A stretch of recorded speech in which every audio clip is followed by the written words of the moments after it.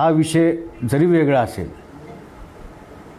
परंतु मी प्रथमतः माझ्या ह्या चालू दौऱ्यामध्ये माझा जनसंवाद मागच्या 1 महिन्यापासूनच चालू असताना मी प्रत्येक ठिकाणी जनतेचा मागच्या 2 महिन्यापूर्वी झालेल्या लोकसभेच्या निवडणुकीच्या माध्यमातून सगळ्यांचा आभार व्यक्त करावा या भावनेनं त्या ठिकाणी आम्ही दौरे त्या ठिकाणी अद्यापही चालू आहेत.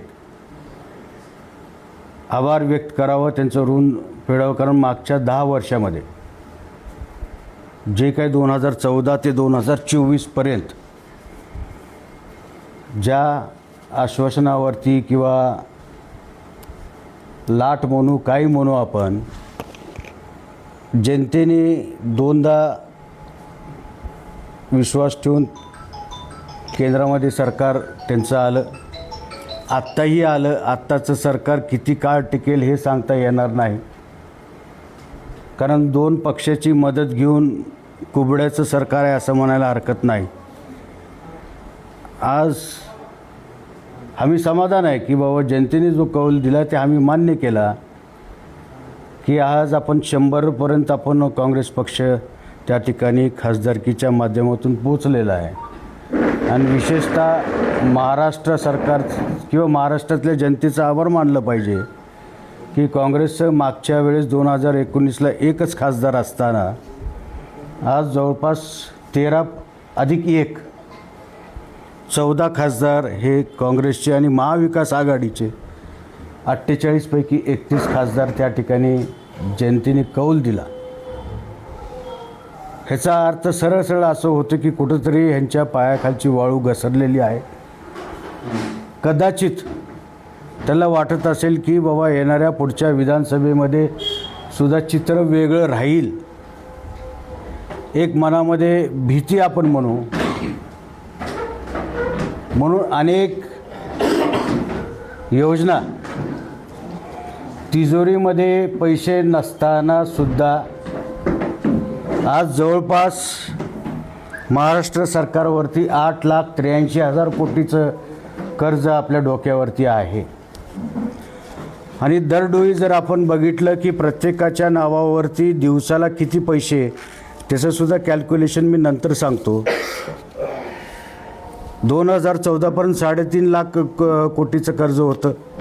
त्या 10 वर्षामध्ये आता 8,83,000 कोटीचं कर्ज आपल्या डोक्यावरती आहे. ह्याचा अर्थ असं होतो की बाबा काही झालं तर तिजोरी रिकामी करायची, कारण दुसरं पर्यायच नाही.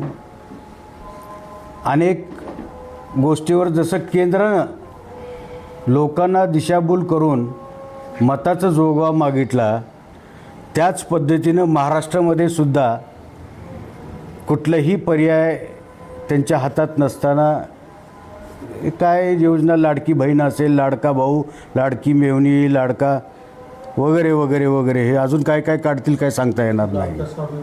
साडू, हां, ते काय असेल तिथे.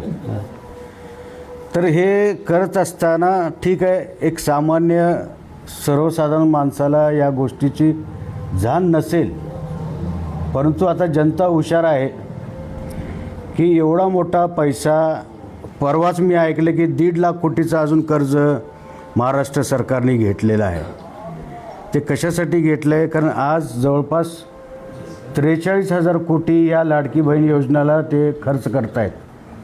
आज जर बघितलं, आता मी फिरत असताना प्रत्येक गावामध्ये लाडकी बहीणचे पोस्टर्स लागलेले आहेत. एक साधारण जर विचार केला की 170 कोटी फक्त या जाहिरातीवरती खर्च करण्यात येत आहे असं मला कळालं. आता ती आकडेवारी तुम्हाला माझ्यापेक्षा चांगल्या पद्धतीने माहिती आहे.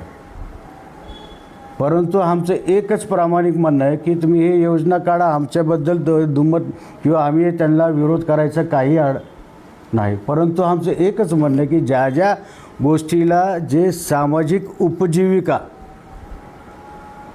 आज ग्रामीण भागामध्ये जो शेतकरी राहतो त्याला फक्त त्याचं उपजीविकेचं साधन शेती असताना आमच्या शेतीच्या मालाला हमीभाव, जे काही तुम्ही शब्द दिला असेल ते हमीभाव तुम्ही दिलं पाहिजे, ही आमची भूमिका आहे. उलट आम्ही या मताचे आहोत की बा एक काळ सोयाबीन 10,000वरती गेलं, 10 तर नाही 8-9 हजारापर्यंत जरी आम्हाला त्या ठिकाणी मोबदला मिळाला तर आम्हाला तुमच्या कुठल्याही अनुदानाची गरज नाही, तुमच्या विम्याची गरज नाही, किंवा हे जे मोदीच्या नावावर 6,000 शेतकऱ्याच्या खिशात पैसे पडतात, हे काय त्यांच्या स्वतःतल्या खिशातले पैसे नाही, आमच्या सगळ्यांच्या घामाच्या कष्टाचे GSTचे पैसे आहेत. हे आपण समजून घेतलं पाहिजे. आज प्रत्येक गोष्टीला भरमसाठ GST आहे, कोण्या कशावरती आहे. शेवटी माणूस शेवटच्या क्षणाला स्मशानभूमीत जाताना सुद्धा त्याच्या कफनला 18% GST आहे. बाकी तेला मिठाचं साखरेचं आपण सोडू. आज शेतकऱ्याच्या खत बियाणेवरती सुद्धा 18% GST आहे. आणि आम्ही आश्वासन लोकसभेला जे काय 5 न्याय भूमिका आदरणीय आमचे नेते राहुलजी गांधी यांनी जो जाहीरनामा काढला होता लोकसभेमध्ये की आमच्या हातात सरकार आलं तर या गोष्टी करू, आणि त्याची अंमलबजावणी ऑलरेडी कर्नाटक, तेलंगणा, हिमाचलमध्ये चालू आहे. मी सांगण्याची आवश्यकता नाही. परंतु हे करत असताना सामान्य जनतेमध्ये जो रोष झाला, ज्या 5-6 मुद्द्यावरती लोकसभेमध्ये जनता जे खवळली, तुम्ही मंदिराच्या नावानं मताचा जोगवा मागितला, बाकी अन्य काही गोष्टी असेल 2 कोटी 15 लाख वगैरे वगैरे, आता हे सगळं शिळं झालेलं आहे. परंतु महत्त्वाचा मुद्दा येणाऱ्या कालावधीमध्ये जो 5-6 मुद्दे लोकसभेमध्ये हे सामान्य जनतेला जे कळालं की जो 2014मध्ये शब्द होता, 2019मध्ये जो शब्द होता, त्याच्यामध्ये महत्त्वाचा मुद्दा बेरोजगारी, महागाई, संविधान, आरक्षण, शेतीचा मालाला भाव, भरमसाठ GST, व्यापाऱ्यांची मोठ्या उद्योगपतीचं कर्ज माफ करणे वगैरे वगैरे, हे सगळं जनतेला कळालं. म्हणून जनतेने उद्रेक म्हणजे मताच्या बटन दाबून विजेच्या पेटीमध्ये जे भरभरोस ह्या ठिकाणी मतदान केलं आहे, त्याचा हा एक परिणाम आहे. कारण जनता आता हुशार आहे. आम्ही काहीही सांगितलं, आज प्रत्येक पक्षाचा नेता किंवा कार्यकर्ता सांगत असताना ऐकून घेतील लोक, परंतु त्यांच्या सदसद विवेक बुद्धीला जे पटेल त्याच पद्धतीने ते लोक त्या ठिकाणी वागत आहेत. याचं ज्वलंत उदाहरण मागच्या 2 महिन्यापूर्वी झालं आहे. आणि तशीच परिस्थिती जर बघितली की येणाऱ्या 3 महिन्यामध्ये वेगळं चित्र दिसेल असं मला वाटतं आहे.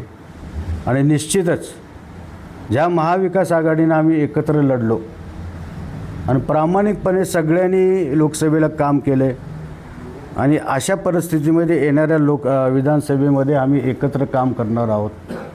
भले कोणालाही सीट सुटो, त्या घटक पक्षाला, मित्र पक्षाला जर कुणालाही सीट पडेल तर आम्ही एकत्र काम करण्याच्या तयारीत आहोत.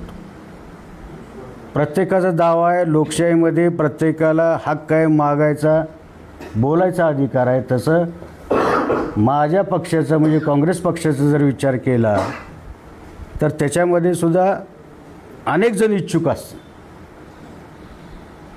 कारण हे माझे आता ही 3री टर्म आहे. 2014ला सुद्धा इच्छुक होते, 2019लाही इच्छुक होते, आणि आत्तासुद्धा त्याच्यापेक्षा दुपटीनं इच्छुक झालेले. पण प्रत्येकजण दावा करत असला तरी पक्षश्रेष्ठी त्याचं मूल्यमापन करून कोण योग्य राहील हे त्यांच्या माध्यमातून ठरवून त्या ठिकाणी त्या व्यक्तीला, जर काँग्रेसला जागा सुटली तर उद्या उभाटालाही जागा सुटू शकते, राष्ट्रवादी पवारसाहेब गट यांनाही सुटू शकते. ते आपण याच्याबद्दल मी त्याच्यावर भाष्य करणार नाही, कारण तो विषय माझ्या अखत्यारातला नाही. पण जे काही निर्णय होईल ते निर्णय आम्ही सर्वांनी मान्य करायचं ठरवलं आहे, आणि त्याच पद्धतीनं आपल्याला जे काही नुकसान मागच्या 10 वर्ष केंद्राकडनं झालं असेल किंवा राज्याच्या माध्यमातून 10 वर्ष किंवा इथल्या लोकप्रतिनिधीच्या माध्यमातून झालं असेल, हे कुठंतरी आपल्याला बोललं पाहिजे, ज्यांच्या समोर जाणं गरजेचं आहे. मला कधी कधी शंका वाटते, वाईट वाटून घेऊ नका, मी बोलतोय ते कधीच वर्तमानपत्रात येत नाही आणि जे बोलत नाही, जे आमचे विरोधक आहेत त्यांचे मोठे हेडलाईन्स त्या ठिकाणी येतात. मग मला कधी कधी वाटते आपण पत्रकार परिषद घेतोच कशाला बाबा? आम्ही काय कोणाचं घोडं मारलं आहे का त्याच्यामध्ये दुसरं काही आहे का? पेड न्यूज आहे का, अनपेड न्यूज आहे का? हे एक मनामध्ये शंका येते. श्रीशैल मी स्पष्ट बोलतो बरं का, कोणी रागाला येऊ नये किंवा कोणाला असं वाटू नये की मी एकतर्फी बोलतो आहे. जसं तुमच्या मनातलं दुःख माझ्यासमोर सांगता, रोकटोक मला बोलायला लावता, तसं आमच्याही मनामध्ये काहीतरी असेल म्हणूनच आम्ही तुमच्यासमोर बोलून दाखवतो. तर तसं राहिलं असतं तर मी आपल्याला बोलवलंच नसतो. हा मुद्दा मी या ठिकाणी इथं स्पष्ट करतो. आणि विशेषतः परिवर्तन होणार हे 100% होणार. कोणीही कितीही पदयात्रा काढली, महागाई मागच्या विधानसभेला असंच मागणीपर्यंत पदयात्रा निघाली होती ना. आता त्याचं रिपिटेशन किती करणार आहात तुम्ही? लोकांना पदयात्रेची गरज नाही. लोकांना तुम्हाला जो अधिकार दिला आहे, तुम्ही जे वचननामा दिला असाल त्याची किती पूर्तता केली आहे? तुम्ही एक शासनाचे प्रतिनिधी म्हणून तुम्ही लोकांसाठी विधानसभेमध्ये किती आवाज उठवला? हा मूळ मुद्दा आहे. एक लोकांना भावनिक करून, भावनाश करून आता लोक वेडे राहिले नाहीत. तसं राहिलेलंच तर अयोध्येची सीट समाजवादी पार्टीला गेली नसते, एवढा मोठा खर्च करून सुद्धा. वस्तुस्थिती आहे. आज तुम्ही किती बॅनरबाजी करा. मागच्या विधानसभेला काय केलं होतं? आपण पेट्या वाटप केलं. पेट्या म्हणजे कुठलं? पैशाचं बोलत नाही, पैसे तर असेलच. कामगार पेट्या, काय त्याला काय म्हणतात तो नाव मला माहीत नाही. किट, कामगार किट. हां, त्याच्यामध्ये अनेक वस्तू होते. छत्री होते, दोर होतं, बूट होते. आता कोणी ते दोरी काढून फाशी घेतले का नाही ही मला माहिती नाही. कसा उपयोग घेतला त्याचं माहिती नाही. मिक्सर वाटले, साड्या वाटले, ह्या सगळ्या गोष्टी आहेत. आता अजून काहीतरी नवीन शक्कल काढणारच ते आम्हालाही माहिती आहे. जनता एकदा फसते, दोनदा फसते, पण तिसऱ्यांदा फसत नाही. आता तुम्ही काही वाटप करा, काही फरक पडत नाही. कारण मला तेवढा विश्वास आहे. कारण आज मी रोज 4-5 गावं मी त्या ठिकाणी फिरत असताना आम्हाला कळते की जनतेची भावना काय आहे. बरं, मी आजच फिरत नाही, लोकसभेला सुद्धा मी प्रत्येक गावाला भेटी दिलेल्या आहेत. कदाचित एक 10-20 गावं राहिली असतील. हे सगळे सोबत होते, असं एकटं नाही. आता मी एकटं फिरायला लागलो, कारण त्याचे कारणं म्हणजे कसं आहे, प्रत्येकाच्या अपेक्षा राहते. लोक अजून त्याच्यामध्ये म्हणतात तुम्ही एकटंच काय फिरायला लागले. मी म्हणलो कसं आहे, कारवा आहे. एकटं निघाला तर पुढे हळूहळू ते कारवा वाढत जातं त्याच्यात. बरं, मी कुणाला रोखलं नाही. माझ्यावर आरोप होतो तुम्ही एकटंच का फिरता. मी म्हटलं प्रत्येकाची कामं आडी अडचणी असतातच. आज अनेक पक्षामध्ये, ह्यांच्याही पक्षामध्ये इच्छुकाची संख्या जास्त आहे, ह्यांच्याही पक्षामध्ये आहे. म्हणून परवा ह्यांचे नेते आले होते, माझ्या शब्दाला मान देऊन माझ्या घरी आले. ह्यांचे अध्यक्ष महाराष्ट्राचे जयंत पाटील साहेब. आता ते कसं, थोडं पाऊस होता, मागं पुढं झालं म्हणून सुप्रियाताईने कबूल केलं होतं घरी यायचं, कारण ते आमचे पारिवारिक संबंध आहेत, जरी पक्ष वेगळा असेल. आज ह्यांच्या नेत्याला मी चांगल्या पद्धतीने ओळखतात, ते मला ओळखतात. आदित्य ठाकरेसुद्धा मला ओळखतात. पण ते संबंध वेगळे आहेत. ते आपल्याला कुठं आपण एकत्र चाललो आहे म्हणजे सगळ्याला घेऊन जाण्याची भूमिका आमच्या मनामध्ये आहे. ह्याच्यात काही दाखवायचं वगैरे काही नाही. कोणतर म्हणलं जयंत पाटील साहेब आलेत का राष्ट्रवादीकडून उभा टाकणार आहेत का म्हणून. तर्क वितर्क कसं राहते बघा. हिला आश्चर्य झालं. माझं आयुष्य गेलं आता मला 34 वर्षाच्या राजकारणामध्ये. खालून सुरुवात केली, ती पंचायत समिती असेल, जिल्हा परिषद असेल किंवा अनेक सहकारी संस्थेच्या माध्यमातून मला संधी लोकांनी दिली आहे. आज जिल्हा बँक असेल, मार्केटमध्ये होतोच, विद्यापीठावर सिनेट मेंबर म्हणून काम 12 वर्ष केलेलं आहे. मी काय असंच उगवता असं नाही की बाबा मी काल परवा पक्ष सोडून मी इकडं आलो आणि मला लगेच गुडघ्याला बाशिंग बांधायचं आणि मला मुख्यमंत्री व्हायचं, असंही नाही. माझं बोलण्याचं रोग तुम्हाला कळालं असेल. काय तुम्ही हुशारात, तुम्हाला फोडून सांगण्याची आवश्यकता नाही. म्हणून ह्या यात्रेच्या संदर्भात असं आमच्या डोक्यावरती बिलकुल टेन्शन नाही. आत्ताच यात्रा सुचली. ही लाडकी बहीण योजना मागच्या 9 वर्षापासून सत्तेत आहेत. का बरं सुचलं नाही? आम्ही का विरोध करणार होतो का? आज लोकसभेमध्ये पिछेहाट झाले म्हणून आता त्यांना पुढं धोका होऊ नये म्हणून ही लाडकी बहीण योजनेची योजना चालू केलेली आहे. मी आत्ता उल्लेख केल्याप्रमाणे याच्यासाठी 1.5 लाख कोटीचं कर्ज पुन्हा अजून सरकारनं घेतलं आहे. कारण ह्यांना माहीत आहे की उद्याचं सरकार आपलं नाही आहे. आत्ता तिजोरी रिकामी करा, येणारं सरकार ते बघून घेईल.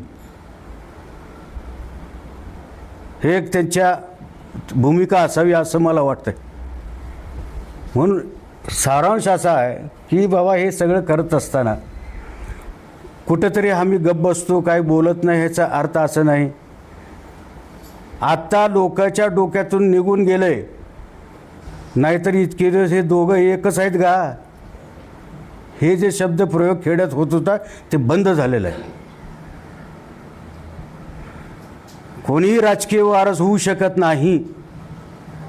निलंगेकर साहेबांचे खरे वारस ही जनता आहे. मी फक्त राजकीय विचाराचा वारस आहे. म्हणून असं कोणी समजू नये. तुम्ही कशाला नाव वापरता त्यांचं? अहो, त्यांनी तळहातातल्या फोडासारखं अनेक 50-60 वर्ष ह्या तालुक्याला, या भागाला, या जिल्ह्याला, या महाराष्ट्राला जे जे योगदान दिलेलं आहे हे माझ्यापेक्षा तुम्ही चांगल्या पद्धतीने ओळखता. हे काय वेगळं सांगायची आवश्यकता नाही आहे. म्हणून अनेक मुद्दे जे आहेत, येणारा वेळ काळ ठरवेल पुढं काय होतं आहे. आत्ता पण गाव फिरायचं सुचलं नाही, आता सुरुवात केलेली आहे. पण अनेक ठिकाणी त्या ठिकाणी यांना अडवलं. तो त्यांच्या त्या गावचा प्रश्न असेल. त्या गावामध्ये जिथं वचन दिलं असेल, जिथं उद्घाटनाचा कार्यक्रम केला असेल, त्यांनी त्याची पूर्तता केली नाही. हे असं मी गेल्यानंतर मला लोक सांगतात. त्याचे व्हिडिओसुद्धा इथं आलेले आहेत. आजच मी 4 गावं सकाळी देवणी तालुक्यातले केले. त्याच्यामध्ये एका गावातलं तर अक्षरशः विजयनगर म्हणून गाव आहे, त्याचं व्हिडिओ क्लिप पाहिजे तर मी व्हायरल करतो. 1 वर्षापूर्वी विकास कामाचं भूमिशन, त्याचं फक्त एका गावाचं उदाहरण देतो. त्याची पूर्तता झाली नाही म्हणून त्यांची गाड्या आल्यानंतर गाड्याच्या पुढं आडवं आमचे तरुण पडले की बाबा तुम्ही जे सांगितले ते तरी करा. म्हणजे असे अनेक उदाहरणं आहेत. आणि मी एवढा 10 वर्ष, 20 वर्ष, 15, 3 टर्ममध्ये विकास केला. तर विकास झाला असतं तर असं उद्रेक त्या बाहेर आलं नसतं. अनेक मुद्दे आहेत. आता आरक्षणचा ज्वलंत प्रश्न आहे. आम्हालाही विचारतात, आम्हालाही अडवतात, आम्हालाही बोलायला सांगतात की तुमची काय भूमिका आहे. आम्ही सांगतो त्यांना की बाबा आमच्या हातात काही नाही आहे. आज केंद्राच्या हातात सरकार, म्हणजे त्यांच्या ताब्यात आहे महाराष्ट्राचं. त्यांना निर्णय घ्यायचा तर घेऊ द्या ना, आमचा पाठिंबा आहे. पण कुठल्याही जाती धर्मावरती अन्याय होऊ नये ही भूमिका आमच्या नेतृत्वाची आहे. राहुलजी गांधींनी स्पष्ट सांगितलं की बाबा जात न्याय जनगणना करा, मग ठरवा तुमचं काय ते रिझर्वेशनचं. हे करायला तयार नाहीत. जो पण आज जनगणना होऊन माझ्या माहितीप्रमाणे 2011ला झाले, 11ला झाले ना. दर 10 वर्षाला ही जनगणना झालीच पाहिजे. परंतु ह्या सरकारने केलं नाही. का केलं नाही हे त्यांना देव जाणं त्यांनाच माहिती आहे. परंतु आज जगाच्या पाठीवरती आपण 2 क्रमांकावरती लोकसंख्येमध्ये आहोत. अजून एक 5-7 वर्षानंतर चीनलाही मागं टाकू आपण, अशी परिस्थिती आहे. म्हणून ह्या सगळ्या गोष्टीला जर आपण कुठला तर मुद्दा घेऊन त्याला राजकीय वळण लावत असाल ते योग्य होणार नाही. आता तिकडं महायुती आहे, इकडं महाविकास आघाडी आहे. त्यांचं काय चाललं आहे तर त्यांचा प्रश्न आहे. पण आम्ही ज्यावेळेस महाविकास आघाडीच्या वतीनं बोलतो आहे ते एकत्र बोलतो आहे, एका विचारानं बोलतो आहे आणि त्याचं दुमत नाही, त्याचं फलित आम्ही एकत्र काम केल्यामुळं त्याचे परिणाम आज जे 23,000चा आकडा आहे, तुमच्याकडे फक्त 21,000चा आकडा आहे. ज्यावेळेस मी गाव वाईज बूथ न्याय किती कोणाला मतं पडले याची यादी काढल्यानंतर आज आमचा आकडा 23,440 वरती चाललेला आहे. म्हणजे जिल्ह्यामध्ये ह्या 3 विधानसभा मतदारसंघामुळंच ही लोकसभेची सीट आली. आपला विधानसभा मतदारसंघाचा जर विचार केला तर 57,000 मागच्या वेळेस मायनस होतो. ते तोडून आपण 23,000 अधिकची मतं दिले, म्हणजे 80,000 आपण त्या ठिकाणी कमवले. त्याची कारणं मी ह्याच्या अगोदर सांगितलेले. म्हणजे आम्ही आमच्यावर श्रेय घेत नाही. आम्ही एक दुवा होतो, एक माध्यम होतो. प्रत्येक गावाला जाणं म्हणजे त्यांनासुद्धा जाणीव झाली पाहिजे की आमच्या पाठीमागं कोणतरी आहे सपोर्ट करणारा. येणाऱ्या भविष्यकाळामध्ये आम्हाला गरज पडली तर आमच्या पाठीशी आपण खंबीरपणे राहावं. हे एक मानसिक समाधान जनतेला होतं. कारण आम्ही हर इलेक्शनला लोकसभा असेल, विधानसभा असेल, प्रत्येक जिल्हा परिषद असेल, पंचायत समितीला आम्ही स्वतः एक कार्यकर्ता म्हणून फिरतो, प्रचार करतो. पण मला जे जाणवते आता 2019ला ज्यावेळेस आम्ही प्रचार करत होतो त्यावेळेस काय परिस्थिती होती आणि आता 2024ला आम्ही लोकसभेला प्रचार केल्यानंतर काय परिस्थिती होती आणि पुढे 3 महिन्यानंतर काय परिस्थिती होणार हे जगजाहीर सांगायची आवश्यकता नाही. कारण फील्डवरती करत असताना, सगळं करत असताना आम्ही वर्षाचे 12 महिने जनतेच्या सेवेमध्ये आहे. आज 4 वर्ष झालं आज निलंगेकर साहेब हयात नाहीत. त्यांनी मला वचन दिलं आहे, ह्यात हे सांगण्याची आवश्यकता नाही की बाबा जीवनामध्ये हार जीत होत राहते, सुखदुःखात सगळ्याला जावं लागतं. पण ह्याचा अर्थ नाही की तुम्ही घरात बसा. यश अपयश हे आपल्या पदरात त्याच्यापासून आपल्याला बोध घ्यायचा असतं. म्हणून तुमचा हार जरी झाला असेल 2 वेळेस तरी तुम्ही घरात बसू नका. आता तुम्ही पाहिलं मी सारखं इकडं तिकडं हे आपल्याच संपर्कात आहे. वर्षाचे 12 महिने सत्ता असो किंवा नसो, जे आदर्श आमच्या डोक्यावरती टाकलेला आहे, ज्यांनी केलं या तालुक्यासाठी, ह्या मतदारसंघासाठी केलं आहे, ती परंपरा आपल्याला येणाऱ्या भविष्यकाळावरती जायचं किंवा कुठल्या तरी भावनेच्या आरी हात घालून मीच खरा, मीच तूच खोटा ही बोलण्याची भाषा आमची नाही आणि राहणार नाही. खरा खोटा हे जनता ठरवल, आम्ही ठरवत नाही. आणि नेहमीच जनतेचा कौल आम्ही त्या ठिकाणी मान्य केलेला आहे आणि पुढं येणारा कौलसुद्धा आम्ही मान्य करू अशी आमची भूमिका आहे. पण ह्याचा अर्थ नाही की घरात बसून सगळं काय होतं असं नाही. लोकांमध्ये जायला पाहिजे, बोललं पाहिजे. त्यांचे दुःख काय असेल जिथं सोडवता येते तिथं सोडवण्याचा प्रयत्न आम्ही करतो आहोत आणि करणारच. आपल्याला सगळे एका काळी सत्ता दिलेली आहे. 3 टर्म तुम्ही आमदार झालात, जिल्ह्याचे पालकमंत्री झालात. जेवढं करायचं त्याच्यापेक्षा दुपटीनं आपण करू शकला असता जर तुमची मानसिकता तशी राहिली असती तर. म्हणून असे विविध प्रश्न आपल्यासमोर मी थोडक्यात ठेवलेलं आहे. आता आपल्या माध्यमातून जर काही प्रश्न विचारायचे असतील, स्वागत आहे तुमचं. जेवढं मला जमतं आहे, खोटं बोलणार नाही, खरंच बोलल.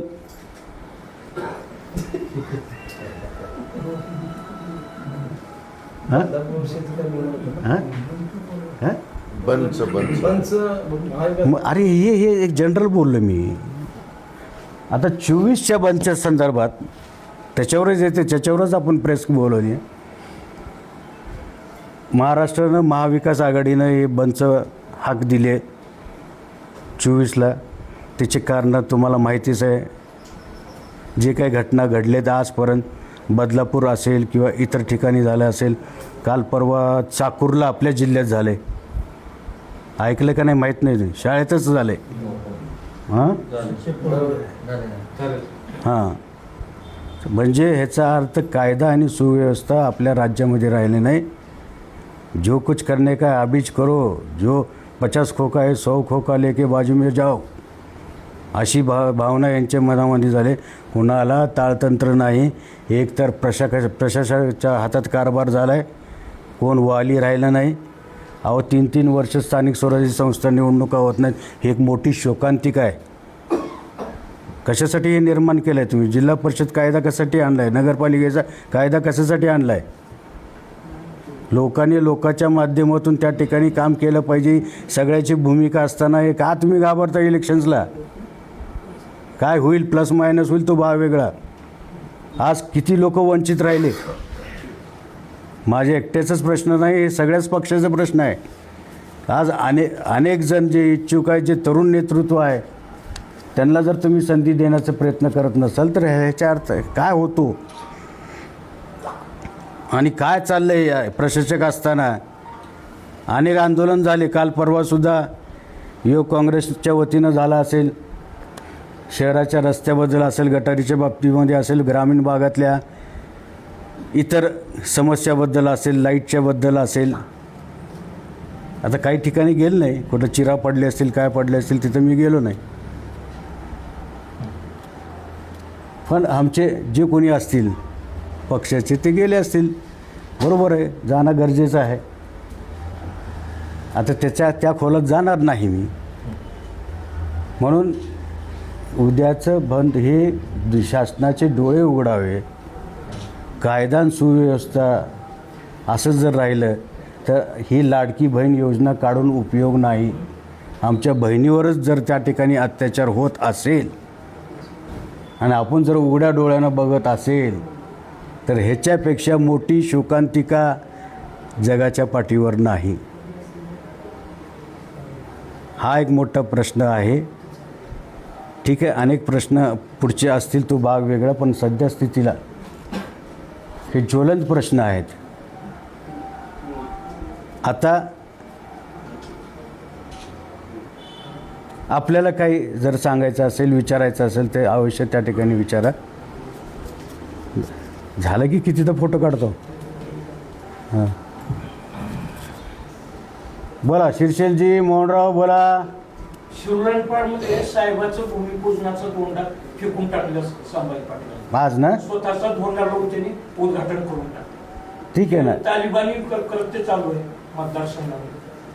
तालिबान म्हणजे मूळ निर्मिती त्या ग्रामीण रुग्णालयाची निलंगेकर साहेबांनीच निधी आणून बांधकाम करून सगळं करून दिलं होतं. ह्यांना फक्त त्या ठिकाणी जे अवजारं आहेत मध्ये लागणारे ह्याचीच तरतूद करायची होती, ते पण करता आली नाही. आणि काहीतरी आता इलेक्शन जवळ आले म्हणून मलाही आज कानावर आलं की तिथं गेले होते उद्घाटनाला. खरं तर प्रोटोकॉलप्रमाणे भले विरोधी पक्षाचा जरी खासदार असेल तर त्यांचं नाव त्या ठिकाणी घेणं आवश्यक होतं प्रोटोकॉलप्रमाणे. ह्याच्यात प्रशासनाची चूक आहे आणि आम्ही त्यांना जाब विचारणार आहे.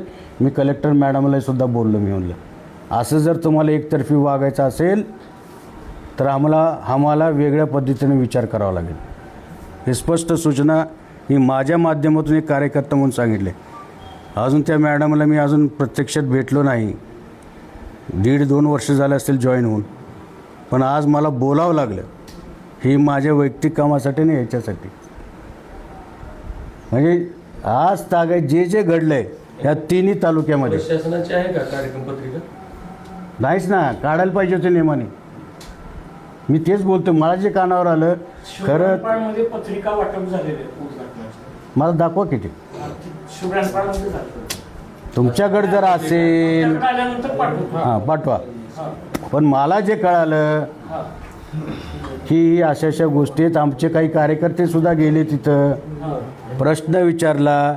सिव्हिल सर्जन तिथं होते, सिव्हिल सर्जनने हात झटकले.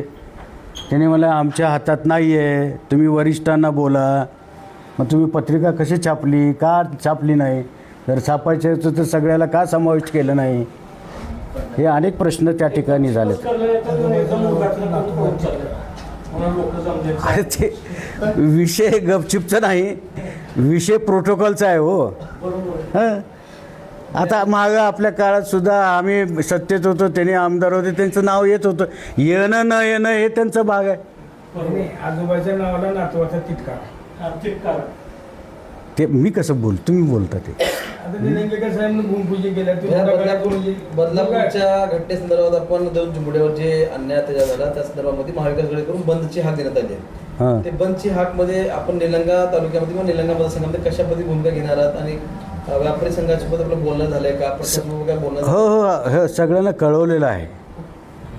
आता काय प्रतिसाद मिळतो, खरं तर आज केवळ बदलापूरचा विषय नाही आहे. उद्या जर निलंगेत असं कृत्य घडलं तर आपण गप्प बसणार आहोत का? घडले, अहमदपूरमध्ये घडले, उदगीरमध्ये अरे हो हो ना मग घडलंय. हो ना मग मी सांगायला लागलो ना.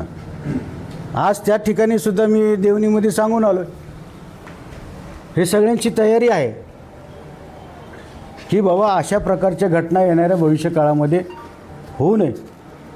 आणि काय शासन मूग गिळून बसत असेल ह्याला काय म्हणायचं. आणि ते सुद्धा माननीय मुख्यमंत्रीच्या मतदारसंघात घडते, बाहेर सुद्धा नाही. म्हणजे स्टेटमेंट अजून त्याच्यापेक्षा खतरनाक आहे.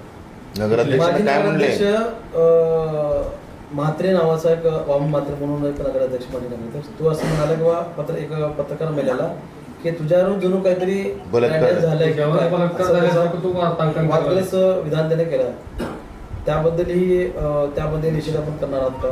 नाही मला मी ऐकलं नाही बरं का. निश्चित हां गुन्हा नोंद झाला सर.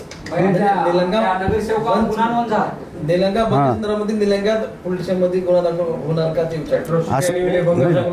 आपण सारांश सांगत असताना आपल्या राज्यावर किती कर्ज आहे, तिजोरी कशी फुडली झाली हे सांगितलं.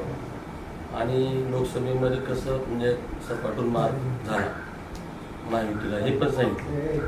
मग परवाची जी लाडकी बहीण योजना जी काढली आहे ते तुमचं म्हणजे नको होती का काढायला तुमची, किंवा विरोध आहे का त्या योजनेला? नाही नको म्हणून नाही, विरोध नाही. तुम्ही का म्हणलो हां. एवढा मोठा कर्जाचा डोंगर झाला असताना हो हे कशाला हो समोर? बरोबर आहे ना, मी अजून सुद्धा त्याच्यावर ठाम आहे. पण तुम्हाला ह्याच वर्षी कसं सुचलं? मागच्या वर्षी काढलं असं आम्ही समजू शकलो असतो. तुम्ही अजून 1.5 लाख कोटी घ्या. विरोध तर होता त्याला. हां तुमचा विरोध तर होता. विरोध नाही द्या, तुम्ही ते पण तुमची ऐपत काय खिशात जरा तुमची तुमचे कार्यकर्ते बसले होते काय पेंडॉल टाकून. विरोध योजनेला नव्हता, तुम्ही अजून सुद्धा गफलत करता. आमचं म्हणणं की बाबा ही योजना तुम्ही किती काढा, पण त्याची तरतूद कशी करणार आहात? उद्या आज तुम्ही काय करणार? हे पैसे दिले तुम्हाला, तुम्ही काहीच करणार नाही, आमच्याच खिशातले काढून तुम्ही लोकांना वाटणार आहात. आज 18% जे GST 22% होणार आहे, एवढंच फरक होणार आहे. जे 5% GST 10% होणार आहे. हे काय ह्यांच्या खिशातून वारे सरकारचा पैसा म्हणजे त्यांच्या खिशातला आणि आमच्या कष्टाचा पैसा आहे तो. ह्याला वेगळी तरतूद तुम्ही गेल्या वर्षी तरतूद करून तुम्ही त्या ठिकाणी हे करायला पाहिजे. आज जर तुम्ही 46,000 कोटी या योजनेत देता हरकत नाही, पण तुम्ही विचार केला का याचं महसूल कसं निर्माण होणार आहे? आज आपलं बजेटच 48,000 कोटी आहे. तशी काही वेगळी तरतूद असेल तर तुमचे विरोधी पक्ष नेत्यांना विधानसभेमध्ये तसं ते मांडायला आम्हाला काय बोलायचं बोललो ना. सांगायला पाहिजे होतं तसं सरकारला. अहो त्यावेळेस अधिवेशन चालू होतं का? हे आशाच झालंय, घाई गडबडीत 1-1.5 महिन्यापूर्वीच त्यांनी घोषणा केलेलं आहे. आता अधिवेशनात निघेल ना सगळे प्रश्न. ऑडिशन होतच नाही. हां आता होईल ना होईल तो भाग वेगळा. शेवटचं तर अधिवेशन झालं परवा. हं? होत नाही अधिवेशन. आता नाही ना, आता डायरेक्ट डिसेंबरचंच अधिवेशन आहे हां. म्हणून यांनी सपाटा लावलाय. हां.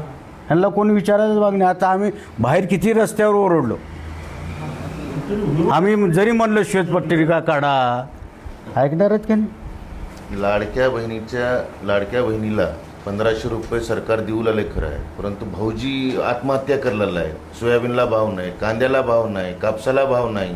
3-3 वर्षापासून सोयाबीन घरात पण पडून पैसे जे आहे. मिळालेत बहिणीला जी तरतूद आर्थिक तरतूद केली आहे, 1500 रुपयाला त्याचं नाही 1500 या रुपये निर्णयाचं स्वागत आहे का नको आहे मला? विरोध आहे म्हणजे तू अरे त्याने मी गाव फिरत असताना अनेक महिला माझ्याकडे आलेले आहेत. तुम्हाला ते व्हॉइस कॉल दाखवतो. तुम्ही हे 1500 तिकडे देण्यापेक्षा आम्हाला सिलेंडर द्या ना फुकट.